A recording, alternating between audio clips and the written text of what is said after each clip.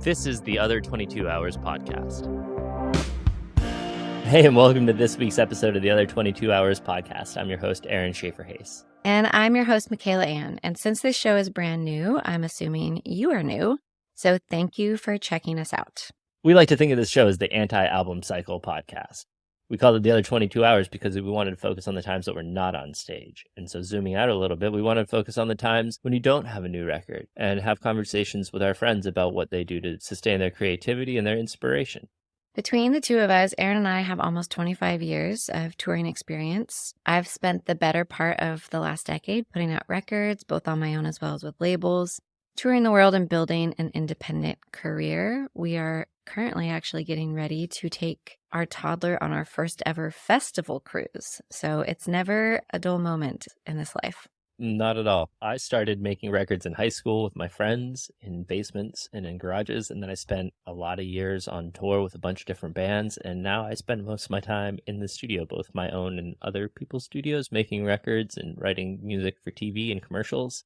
And if you're watching us on YouTube right now, that's very apparent. I am about 3 weeks late for a haircut. I look like Doc from Back to the Future currently. And I'm wearing the same sweater I wear every single episode, apparently. So if you're not watching this on YouTube, here's the pitch for that. Check us out on YouTube and watch the episodes in all their glory.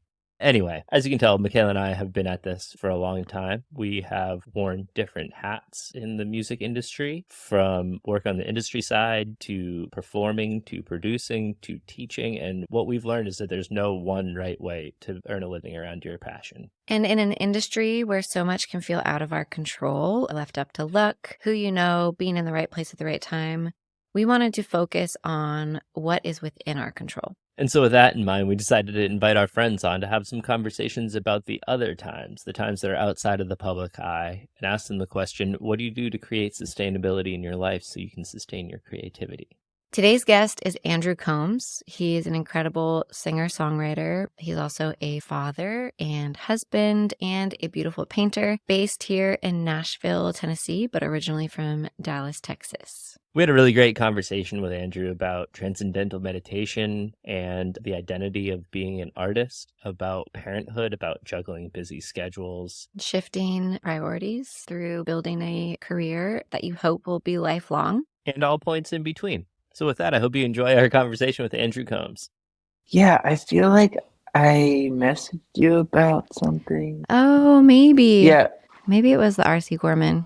Yeah, I can't remember the story, but yeah, you told me your grandma or someone gave. Yeah, he was one of my grandma's favorite artists, and she had tons of prints, and she had, I don't know, like 50 little tiles with paintings on it, but... Cool. All right. Yeah, thanks for doing this. Of course, thanks for asking me. So we wanted to kind of start having conversations, not to sit and talk about how hard this is, but talk about what are some ways that we've found as we've progressed in our life as artists that help us stay grounded and healthy in an industry and a life path that can kind of do everything to pull you in a negative space. For sure. I was reading a bunch of old interviews that you've done, and I found this quote from an interview in 2017 where you talked about growing older and taking on new responsibilities and how you had a whole shift in your approach to your career and now more interested in the idea of being sustainable and being creative and how to play the long game and not be jaded.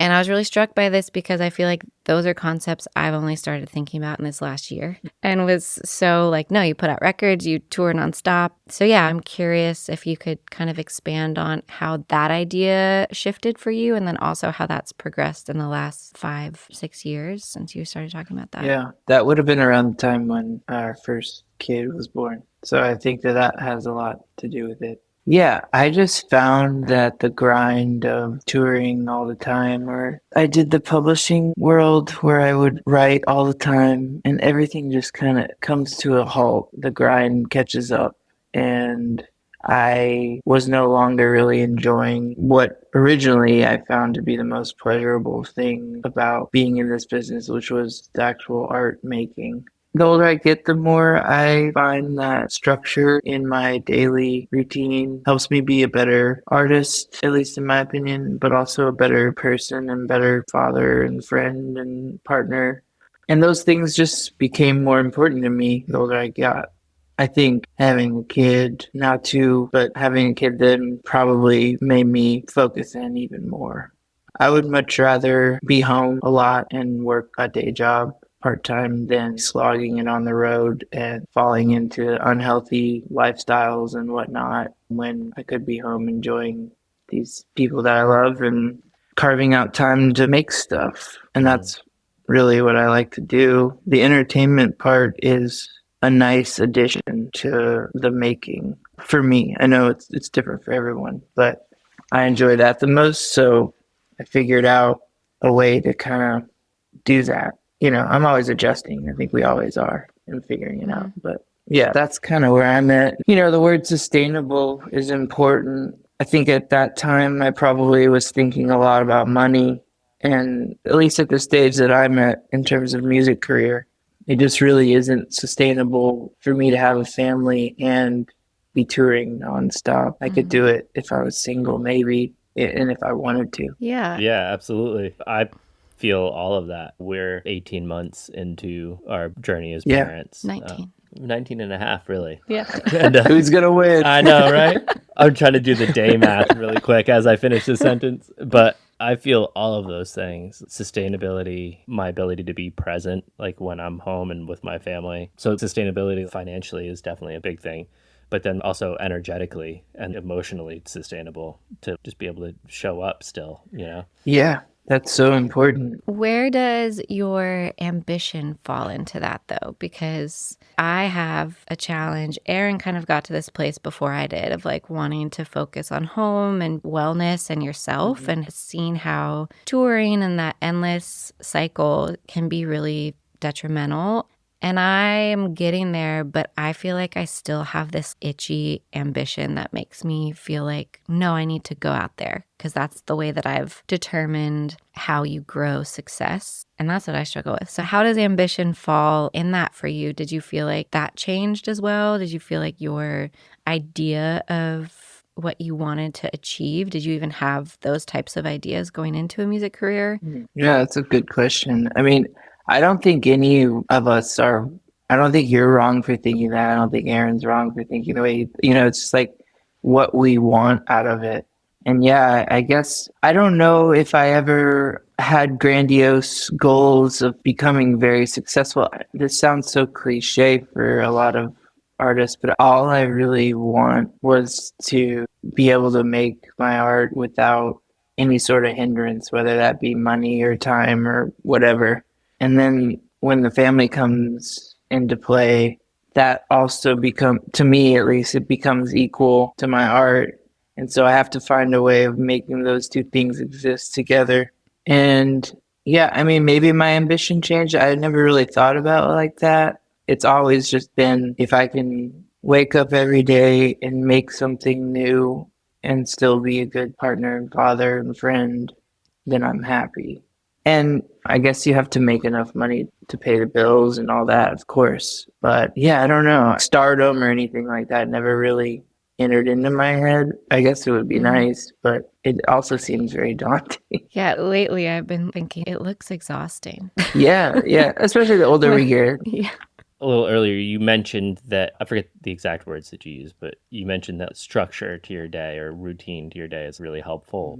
That's something that I focus on and think about a lot, and it's really helpful to me as well. So I was wondering what that looks like for you. Well, I guess my ideal day would be to wake up, do some sort of exercise, meditate, then, I don't know, depending on if the kids are in school or not, try and make something, whether it's painting or writing music, and then get to bed on time and, make a healthy meal. I don't know. It's very simple stuff, but it pays off in the long run. And getting enough sleep as well as trying to fit in time to be creative is tough right now with young kids, but I say structure really helps. But at the same time, I also think that letting stuff go and ride the way that it's going is important as well. I find that I'm most creative when I'm not thinking about, I need to be creative right now.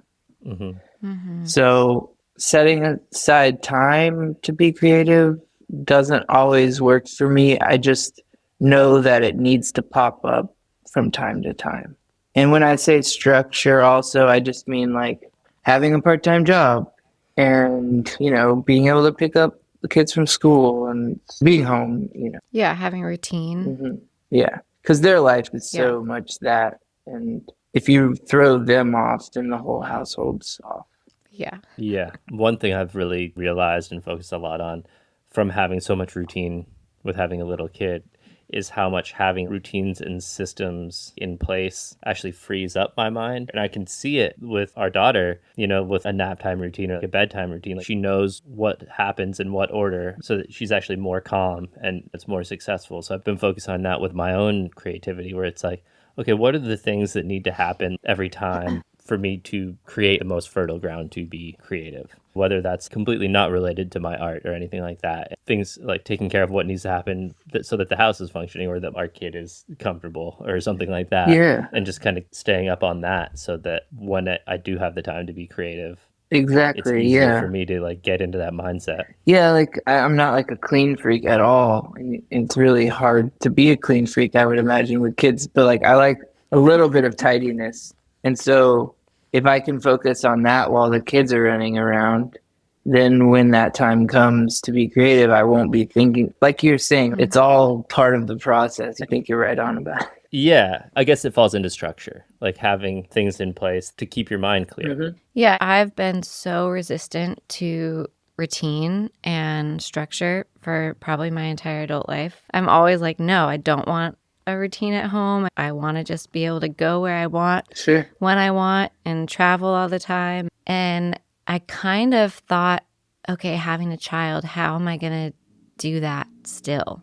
And I like have a lot of push and pull. And I feel like once she was out of like baby phase where she was just sleeping and I could just take her everywhere, then it started making me feel crazy to not have a schedule and a structure. And I'm like, oh, okay, this is actually now counter to what I thought unstructured life did for my creative brain. Now my brain feels like it's scrambled eggs constantly because I don't know what any given day looks like.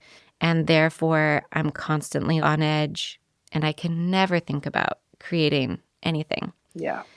Until we got her daycare schedule and we have our work schedules. And I'm like, okay, now all of a sudden, like the last week, honestly, songs have started coming in my head again for the first time since Georgia was born. Yeah. That's a good feeling. Yeah. For me, it's been almost 2 years of like, I've written like 2 songs and I've honestly been like, maybe it's over. Yes. Yeah. Oh, yeah. Maybe it's never coming back. Yeah. No, I feel you on that. I used to write all the time, and now it's only when something hits me, and it's much rarer than it was. But I feel like what I get is maybe even better than just slogging it out. And I'm okay with it. I also paint, and so that's the thing that I started for the reason of like, well, I'm kind of dried up in terms of songs. So maybe I just need to flex that muscle somewhere else. Yeah. When did you start painting? Did that rise out of looking for another creative outlet or? Yeah, that and yes, mostly that. But it was when Kristen was pregnant with our first, and I wanted to be home. I didn't want to be touring. I just wanted to like be there, especially in the last few months. And I don't know, she was going to bed early, and I was just like, oh, I have some old watercolors. So yeah, it started like that, and then I just kind of became obsessed with it. Do you find it kind of scratches the same itch as writing, or is it something separate for you? I guess I'm asking because having a career as a songwriter versus having, and I know you sell your paintings, but like having that not be your career focus, is there less a different, pressure? a different relationship with it? Yeah, there is less pressure. It does scratch some of the same itches in that, like, reaching that sort of flow state and being alone and just focusing in on one thing and not being distracted by other stuff. But it does feel like a different sort of part of my brain. Although I feel like it hasn't informed the way I write songs. I just kind of look at them more like paintings now. Like throw some stuff at a blank piece of paper, scrape and wipe away until something starts to pop up, and then go from there. Whereas before I would write from like a title or a hook line and like that, which I still do, but there is that other thing as well. Was that also, you had a publishing deal, so you said you were doing that thing where you were going to write like for work.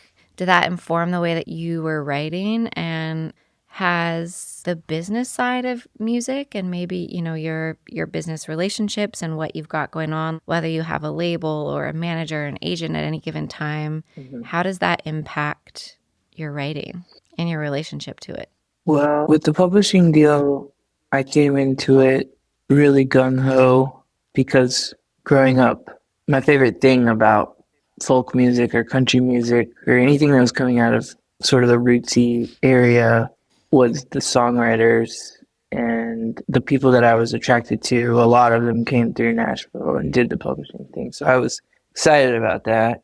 I did it and had worked for great people who were super supportive of what I did. But after 6 years, it was, after the publishing company got sold to a bigger company, and then people became more focused in on how much money each writer was making. It was like, well, this guy's he's not really pulling it in. We like what he does, but like, it's not business friendly. And so I got sort of jaded and I got turned off by that whole thing. And I found that what I really wanted to write was not stuff that they wanted to hear to be able to pitch to other people. When it came to my own projects, they were always supportive. So that was a thing. And then like recently, I don't have any team really. I left my label.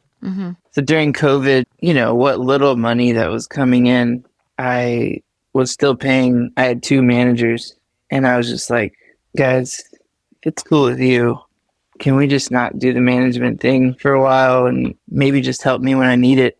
And they were cool. And so I only have a booking agent overseas and I don't have one here. And I don't know, it's kind of freeing. I hate looking at my email and seeing a bunch of business kind of emails from people and knowing that I need to respond. It takes me out of my whole zone.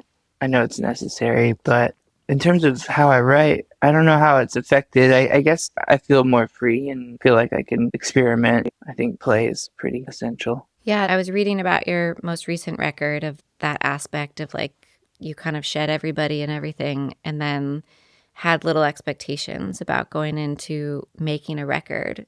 And I would imagine, and again, I'm coming from my perspective of when you're going in like, okay, I'm going to make a record, I'm going to try and do 10 songs and I'm going to have it mixed and mastered and deliver it to the label and then we're going to promote it and do this cycle.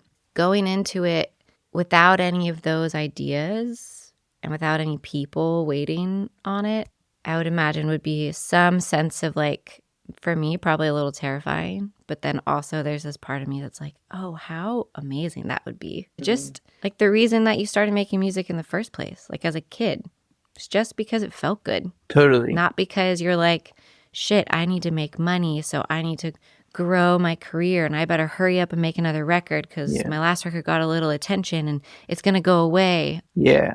That part of the music business, I think I used to find it driving and motivating, and now I find it kind of crippling and really, I just kind of hate it.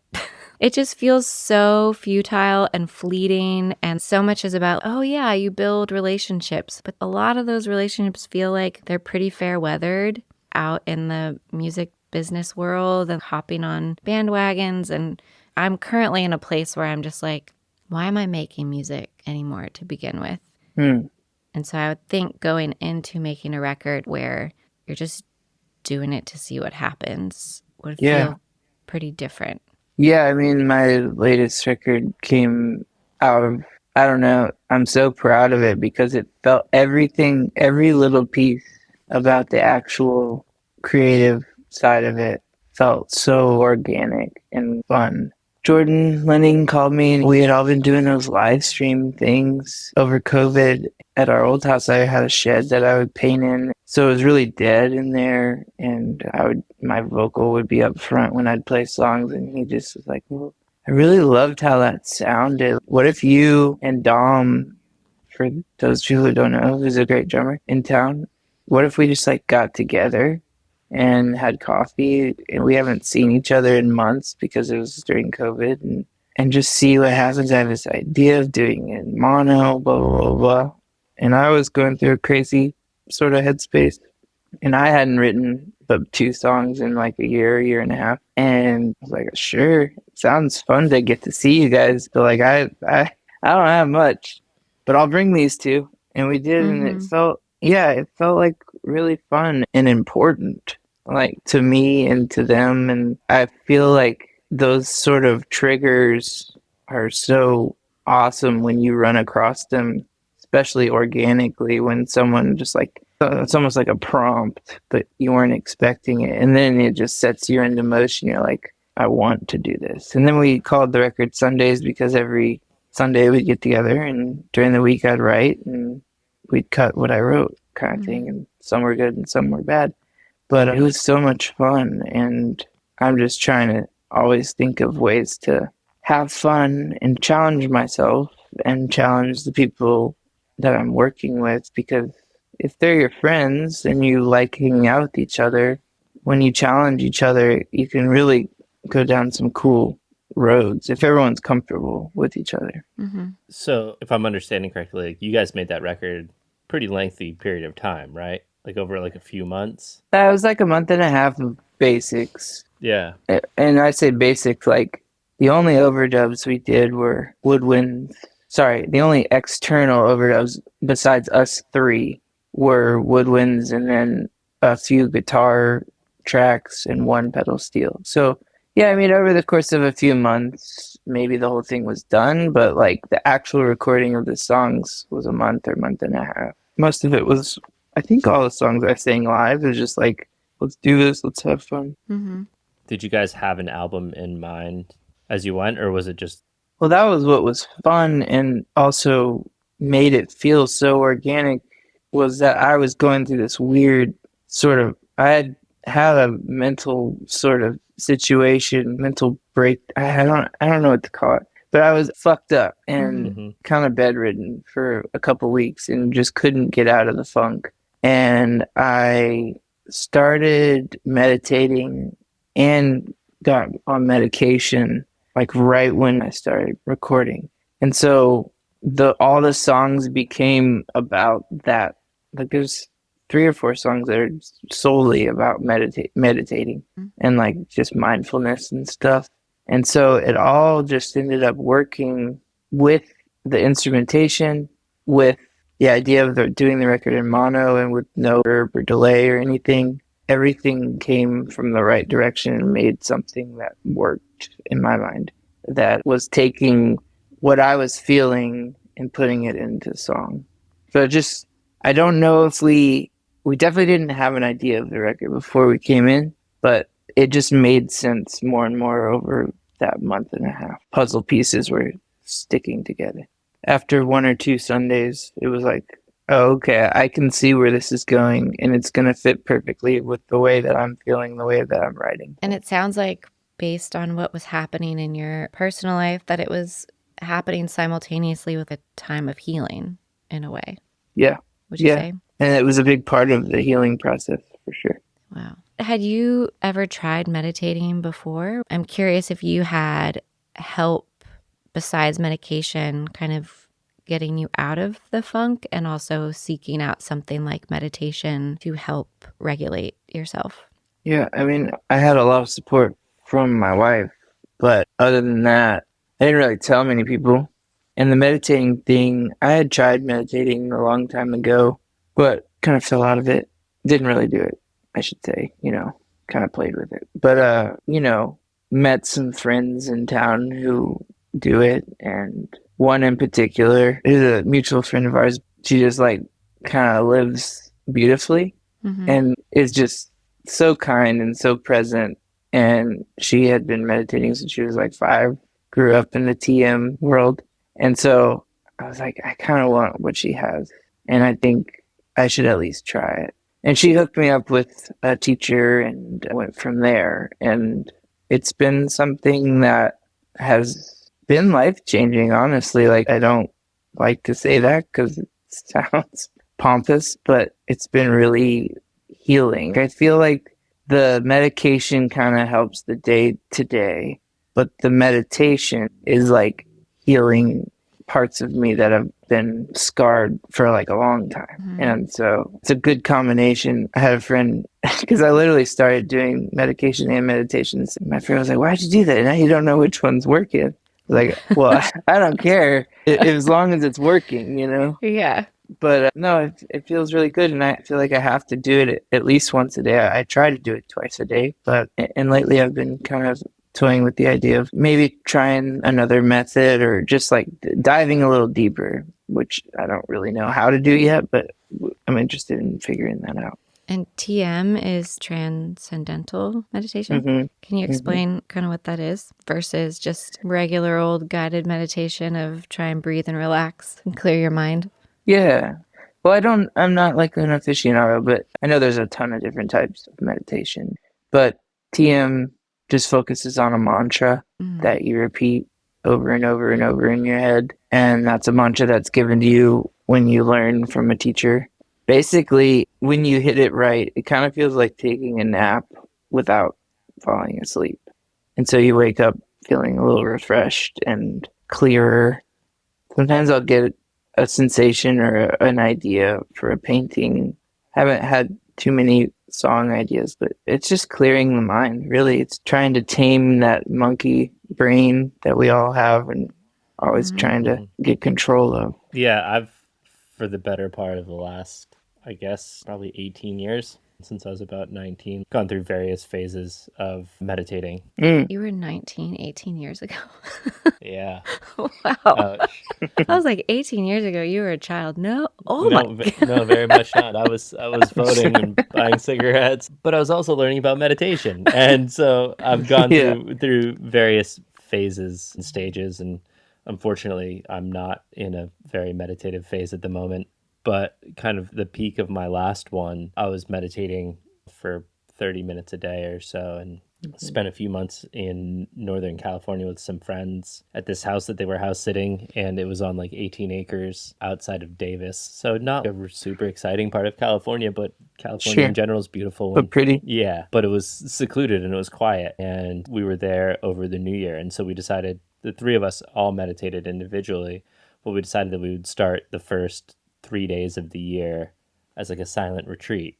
And so, we went to the co-op in Davis and bought a bunch of food, and we would communicate who was cooking a meal just by writing it on a sheet. But that was the only communication that we had with anybody else. And we all did our, approached it in our own way. And that was a pretty amazing experience for me, like 72 hours of really not saying anything. And you mentioned the monkey brain. I really realized like the tiniest gap between an action and my reaction, that little tiny gap just felt enormous all of a sudden. Life was moving at the normal pace, but it was like slow motion for that split second in between like how I responded to things. And that little piece, that's so crucial. Yeah. I would love to do a silent retreat for multiple days, but maybe when I'm older and the kids are gone. Yeah, exactly. It was prime time. But I mean, even just a day, I was touring with a band, and one of the singers in the band would routinely take days on tour in silence, kind of as a vocal rest, but also just in like, let me center myself. And so she'd go about the day. I remember one time, I think we drove from San Francisco to LA and then flew to Dallas or Houston, flew to Texas, had to rent a car and then drive to Kerrville, like out in the country. And so I had to, manage multiple car rentals, which happened to be in her name, and checking into flights. And she was on silent, but I kind of loved it. The next day, she was like, seemed fully refreshed and all. The other people in the band were a little annoyed. I was kind of just like the hired gun guy, and the other people were the band. But I was like, oh, you can kind of step away and do this amongst everything. What an inopportune time to do it. Of all the days on tour. It's like you couldn't do this on a drive day through and like Montana. Her commitment, though, of just like, no, I'm not going to waver on this because it's inconvenient. This is my commitment to myself. Yeah. That's like the opposite of touring with me. I lose my voice on tour because I can't stop talking in the van. I'm not good at meditation or stillness. So how do you incorporate that with having children too? And side note, and we can edit this out, but is it Allie who is the who grew up in the TM? Yeah. Okay. Yeah. When our daughter was first born, the first several months of Georgia's life was particularly challenging. My mom was recovering from a massive stroke and like not physically or mentally like very present. But we would FaceTime with her and we started a morning routine of one, we were new parents coming into it through this massive trauma that I had been enduring of being 3 months in the hospital with my mom, with her like mute. And anyways, so we decided to start this morning routine where we would meditate for 10 minutes together with Georgia. And then we would FaceTime my mom and write down 5 things that we were grateful for and talk about them together. We did that for a couple of months. And I remember talking to Allie and Allie saying like, oh man, I have such fond memories growing up. I would play while my parents would meditate. And I just remember witnessing that. But then now that Georgia's a toddler, I'm like, how do you meditate with a toddler? Yeah, I mean, literally this morning I was meditating in here and got can I do yoga? I'm like, sure, go for it. Like, okay.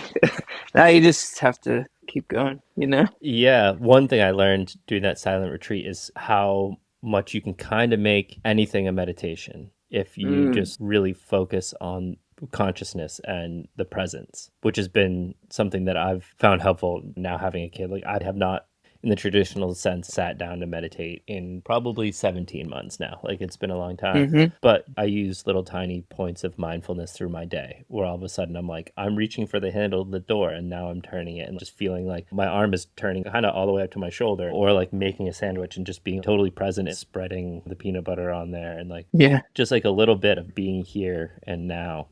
Yeah, that's beautiful.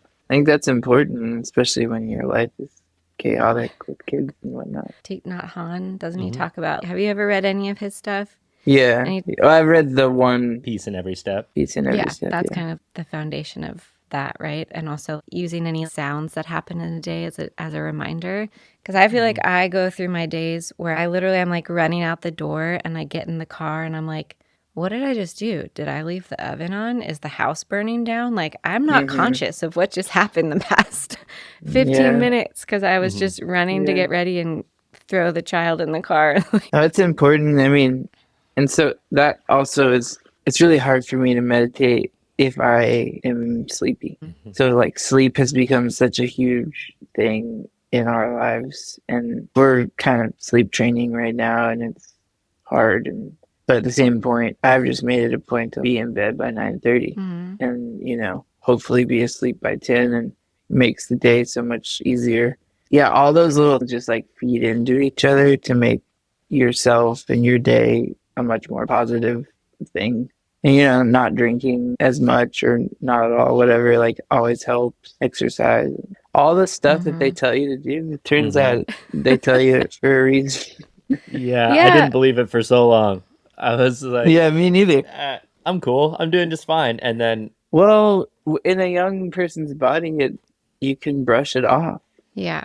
And I think it is very real that also the musician lifestyle is just everything feeds stuff that's in conflict with having a healthy life. Like you're working and living in bars, you're getting paid by drink tickets basically like early on. And it takes so much more work to try and have healthy practices and still operate in the structure of performing and touring and hanging out in public with people, which is pretty typically at bars, going to shows. I know Aaron stopped drinking in 2018 and just how that changed his social life as well so much, and watching how it can feel like when you're trying to make healthy steps, you're really alone in it. And so I think that's kind of what our goal is, to have these conversations for people to know, oh, there's a lot of us like trying to figure out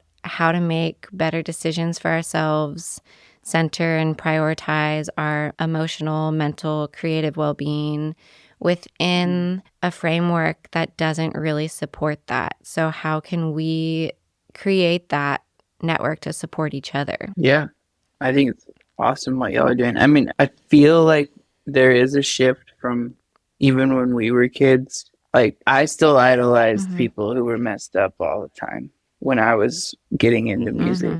like I thought that was cool. And I feel like the younger generation, that's not as much of a thing anymore. And I think it's really healthy. And I'm excited to see more and more stuff like this, what y'all are doing. You know, I've actually done a couple other podcasts about mental health when people heard about the record being about that kind of stuff. There were a few others, and it's just really encouraging to know that, yeah, because you don't have to be fucked up to make good art. And that was a big thing. That was a big learning curve for me, for sure. Yeah, for me, like I stopped drinking, but I was also an all day, every day stoner. You Mm, know, I hesitate on the word stoner because like I was high functioning. I wasn't just lazy sitting around playing video games, but I would definitely just smoke like sure. all day. And so that was a really hard connection to break for me between like Mm, just smoking pot all day and creativity. Like anytime I had to work on anything creative, I would just get super stoned and be like, "Yeah, that's how I'm creative. That's how I access all of it." And like, you know, I haven't smoked pot in 5 years now, mm, and I feel like I'm way more creative, like actually yeah. creative. You know, it's like a line like half baked. Oh my god, it feels like Jerry Garcia's playing in my ear. Like I get it. Like that's an amazing thing about pot. Like I don't necessarily feel that Mm, anymore, but I think I like wholeheartedly enjoy music more. And But the messaging is so deep also of the tortured genius of like, in order yeah. to create good art, you have to be fucked up and you Hmm. burn out fast and you have to drink and party. And artists aren't organized and home life is always broken if you're a true artist. Mm, And that's a really frustrating message that even if you're not conscious of it, I think it is ingrained in a lot of us. And then having to go through the process of being like, oh shit, actually, I want to create art and I want to also have a healthy, balanced home life and a family and have mm, children. And like, it's possible to do all of that. But for so long, we've been told, no, that's not conducive. That doesn't work. And yeah. that also doesn't make good art. Yeah. it doesn't Yeah. exclusively make good art. Yeah. The thing that I kind of want to share with people is like, there's no one right way to go about this. You know, being more on the sobriety end of the spectrum works better for me. But I have friends that, thinking of one friend in particular who was like, never really smoked pot, but he would like drink and stuff. But in the last 4 years has found that microdosing psilocybin really works well for him Mhm. emotionally and mentally, but also creatively. And so Yeah. that's what works for him. And he has children as well, and it ends up making him more present for his family. He's more present with Hmm. his creativity and all of that. You know, just being Yeah. more intentional about it rather than, no, this is what I do. My identity is I'm a songwriter that writes roots music, so I need to be just like Blaze Foley. And it's like, Yeah. Yeah. Yeah. Yeah. I also wonder if, because I do feel like that tide is turning. I do feel like it's more acceptable nowadays to be healthy and Mm-hmm. not, mhm. and have a family or whatever.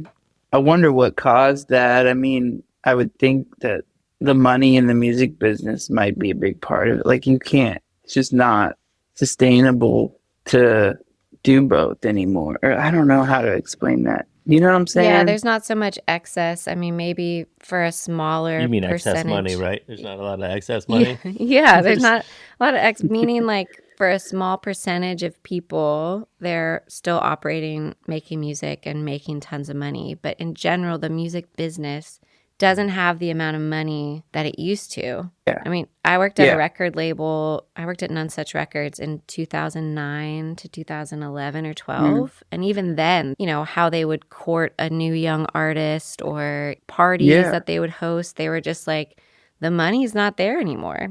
So Totally. I think it was easier to have access to excess. Access to excess. I like That's that. good. Yeah.